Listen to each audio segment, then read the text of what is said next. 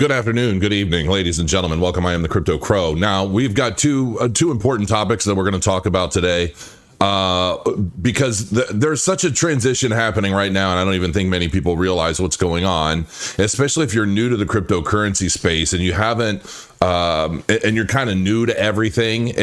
I'm going to try and make some sense of things because it's very important that you take these points into account. Right now, as it sits, we had a recent Bitcoin flush out of, hundreds of millions of dollars of long positions in the Bitcoin market. And they're flushing all of this stuff out. And the thing is I have explained in several videos of late that I believe that one way or another, due to this ETF, they were going to figure out ways to push the price of Bitcoin down. Before the announcements of these ETFs, these spot Bitcoin ETFs were announced and launched, okay? Because they would be fools to not, if they have the power to do it. They do have the power to do that to a large degree. How much entirely, I don't know. But the same way there's pressure for people to sell as the price rises, the pressure to buy rises as the price drops, especially for anybody in the know and anybody understanding Bitcoin and crypto technology. So now, basically, we saw this big flash crash that I've known was coming for a while. I've said it for, a year. I mean, I don't always get straight to the point. I know I probably should just get to the meat more often than not, but sometimes I just like to talk about my thoughts. Sue me. No, don't do that. Thoughts are good. So we're varied opinions, whether you agree with them or not. But anyway, the point I'm trying to make is I do believe, and I've said in other videos recently as well, that I do believe this is going to be one of the last bull market peaks we see. I think this is going to be some form of an elongated bull market cycle that could last 10 years. And it's either going to be this cycle or maybe the 2030 cycle. I don't know yet. But the way things are shaping up with these big institutions, BlackRock, Fidelity, all these groups going into Bitcoin ETFs, now we're going to have an investment vehicle that ultimately makes the SEC applicable when it comes to cryptocurrency. And when you also think about guys like Larry Fink talking about how there's a coming tokenization of real world assets, as well as actual securities, because there's a huge difference between cryptocurrencies and actual stocks, bonds, securities, and things of that nature. They're very, very different, regardless of what the grand narrative is. They're very different. And one of them can change on a dime and become something else overnight. The others can't. And there's just so many other nuances and variables to that. But that's a whole other topic. But it's funny how, as we see this big transition, it's starting with the spot Bitcoin ETFs. I do believe they're going to be approved sometime, probably within the next 5 days. It can happen literally at any time. And I believe this flash crash was really basically to scare everybody out of their Bitcoin positions, so that there is more available when these ETFs do kick off and start accumulating if they haven't already. And that should tell you something significant. The future is now. Because as these spot Bitcoin ETFs do jump into the space, we're going to start seeing a lot more companies enter the space, major institutional companies getting into the space of tokenizing securities, tokenizing properties, tokenizing pretty much everything. All industries as we know it are very likely going to end up on the blockchain.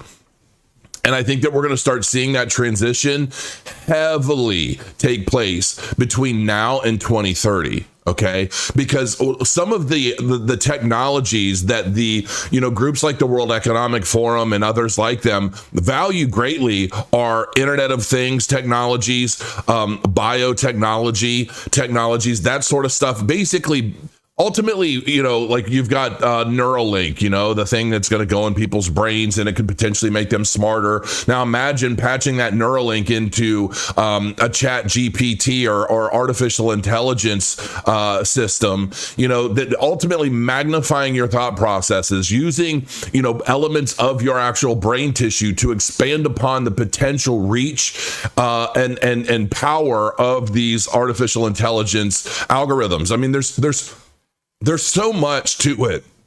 And effectively, in some cases, I can see a lot of this technology making very much mortal human beings a new form of God. And I do believe that, as crazy as it may sound, because between blockchain technology, Neuralink-like technology, Internet of Things, basically everything that we interact with being controlled, monitored, or regulated in some way by electronics, computers, artificial intelligence, and things like that. All of these things, we're going to be so connected and intertwined. It's definitely going to, like, if you're not familiar with the term, you should very much look up the term transhumanism, because that's ultimately what this is all about. Now, what I'm going to tell everybody, especially anyone new that's watching this video, now is definitely the time to start getting into some of your favorite cryptocurrencies. If you're averaging in, now this, I'm not trying to give you financial advice. Don't listen to me. I'm just breaking down ultimately what I'm doing, my opinions and my thoughts. That's it. I'm not a licensed financial advisor. I'm just some old dude on the internet with a bunch of goofy tattoos. Go talk to a professional. Okay. But my opinion, as far as it goes, is now is a great opportunity to be getting into the cryptocurrency space if you have not yet already, or if you're trying to average a position over time, because this big dip, it's already started to recover from that. And I do believe that, there's a very good chance that we might see a really significant rally coming across the board. But because of that, I'm going to show you this, because I find this a little ironic that this has come down the pipe from the Biden administration and the IRS. You're going to love this, and you're going to feel like you're going to want to take it seriously. 2024 IRS tax reporting rule on crypto transactions above $10,000 sparks controversy. The Internal Revenue Service now requires anyone who receives at least $10,000 in cryptocurrencies to report transaction information to the IRS. This is a part of what we needed those 80,000 agents for, folks, because I do believe that there's, to some degree, I believe that they're going to try and use a lot of the cryptocurrency taxation that they're continuing to push forward with. I think they're going to start using some of that to offset a very potential universal income for people. This includes the name, address, and social security number of the sender, as well as the amount, date, and nature of the transaction. This doesn't even make sense. But honestly, to me, this almost looks like they want to try and come up with a way to lock up anyone that has a means of establishing wealth for themselves, because this is so weird and not even really applicable or possible for the most part. But the scary thing is they are making, they're saying those who fail to file a report within 15 days of a transaction could be charged with a felony offense. The rule is self-executing, meaning it is immediately operational and enforceable without further action. However, the crypto advocacy group Coin Center has challenged the new rule, arguing that the problem is many will find it difficult to comply with what is supposedly a straightforward, if unconstitutional, new obligation. But that's all we've been getting from this administration from day one, whether it was changes to the way income or money is transferred between apps like PayPal, Cash App, and the like, the way they're making everybody report tips, which of course everybody reported tips, but nobody ever reported all of their tips. And ultimately, this is just keeping people with already difficulty keeping their means steady, and it's making it more difficult for them to get ahead. And this, of course, this is all about crypto, and everybody's saying, oh, well, crypto people are wealthy. And no, crypto people are not wealthy. There are a handful of us that do very well, but we've been grinding out crypto countless hours a day for years now. So we understand a lot more about the cryptocurrency markets than most do. But a newcomer to the space trying to invest $1,000 they may or may not be able to afford in hopes of being able to generate a significant yield that can help change their lives or give themselves a better year or a better couple of years or pay off a car or pay off a college tuition, like whatever the case may be. There are people that are getting into cryptocurrency that still don't fully understand it, and they're hoping to just figure out a new way to make ends meet. And every time this comes about, the government wants to take it.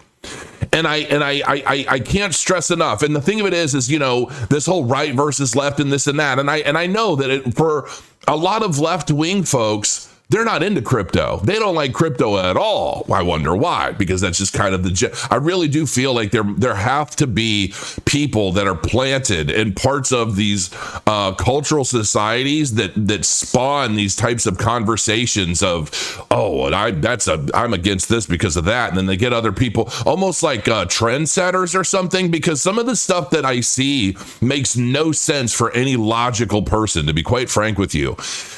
And then I see this, and it's like we're supporting an administration that's constantly trying to figure out new ways to tax everybody. And what was the big thing? What was the big thing that we were told when Biden was running? There won't be any new taxes on anyone making under $400,000 a year. Wasn't that the promise?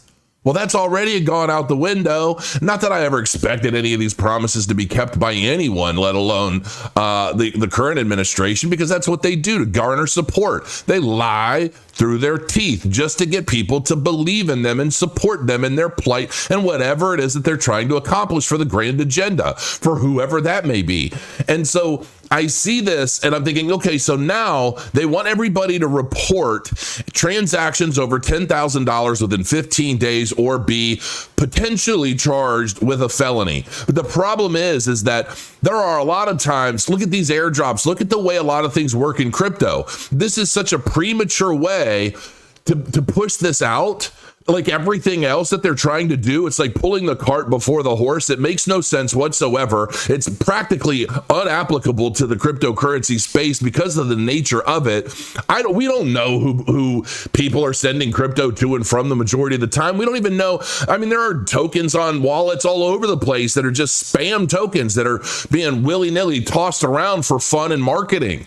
You know, what if some of those become worth money someday and we don't know it? Now what are we supposed to do with it? We're not even paying attention. That might be on an old wallet that's registered on some old platform we did KYC for 10 years ago. Now there's value there. We don't know anything about. What, are we going to get charged now because we have money we didn't even know existed?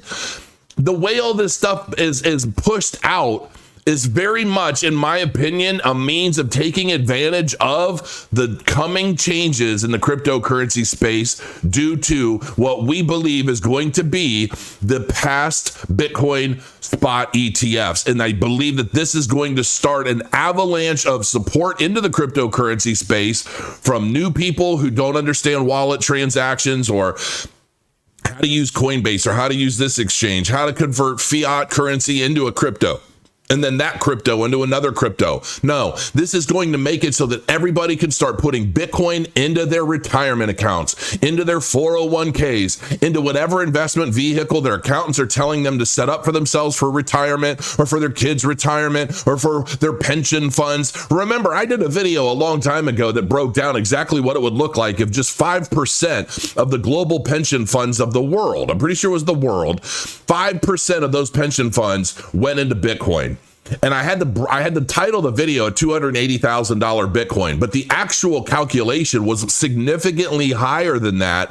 If you calculate market capitalization, the flow and rise of the price of Bitcoin as money flows in, so forth and so on. It's an older video, but you can check it out. I'm sure it still stands today. And so I'm just basically letting everybody know, don't be fooled by this flash crash that's liquidating all of these long positions before they start getting a rise up, because they don't want all these people getting cocky about the price when they're getting ready to start entering the game in a major way. Now is the time to take advantage of what we know they're trying to establish for themselves, but they could be very well helping us at the same time. And now is the time to take action on it, because I do believe that the opportunities for people to get into positions like Bitcoin are going to be running very thin, because as these ETFs continue to accumulate for themselves and their own investment vehicles for everybody's uncle, mother, brother, and sister that wants to put some Bitcoin in their retirement accounts, It's going to dry up a lot of the liquidity and the available supply that's out there in the world, and that is going to drive prices up insanely. And then what options is that going to leave? Well, then people are going to be looking at what altcoins they should get into, and so that's going to send the entire altcoin market up right along with it. Remember, Bitcoin is the ocean that raises all ships, and it lowers all ships as well at the peak of a market cycle. But the question is, are we going to get one? Is it going to be a year from now? I personally believe, according to every calculation I've done, the next peak of the market is going to be in 2025. And we're going to have a year of just an absolutely insane transformation of wealth happening once again before our very eyes. Everybody in the world having a new opportunity to get in and start accumulating a crypto position, even if it's just between now and the April halving. Whatever you're able to do, you should hopefully, potentially do very well from it. And I hope it changes your world. I hope you take this message seriously. But if you do well and you do put in money, you better make daggone sure you've got an accountant filing all this stuff for you so you don't get picked up for some crazy ass new bill that's just basically meant to ultimately control everything you do in the crypto space. They can't kill crypto, but they could definitely make sure you're doing with it what they want you to do with it. And a big part of what they want you to do with it is pay the taxes on those gains, especially now, because if they do approve these big spot Bitcoin ETFs and it makes a whole bunch of people millionaires overnight, you're damn sure they're going to want their cut of that, because that's the way any of these kinds of organizations work. If you're making money off of things, the decisions that they're making, they want their cut. And if you don't pay, you're going to find yourself staring at a cement wall, and that's no fun. So make sure you pay your taxes, because it's definitely cheaper than losing your freedom. And until next time, guys, crow your coins, and I'll see you soon. Stay safe.